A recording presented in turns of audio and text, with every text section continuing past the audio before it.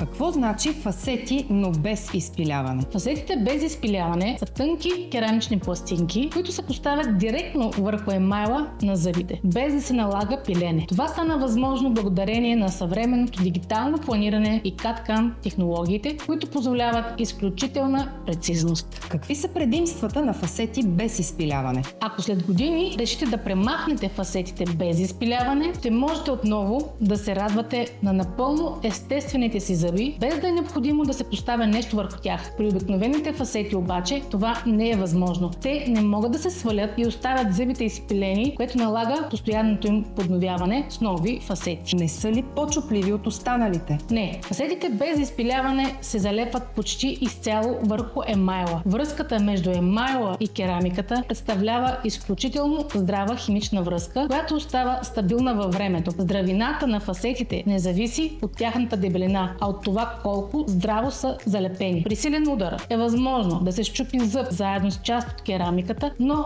фасетата никога не може да падне цяла, когато е направена и поставена правилно. Може ли да се поставят фасети на кътници и практика ли е? Може. Поставят се, ако пациента има широка усмивка и се виждат кътниците. Може ли да се поставят фасети при липсващи зъби? При липсващи зъби има други методи без изпиляване, като така нареченият Мериленд мост.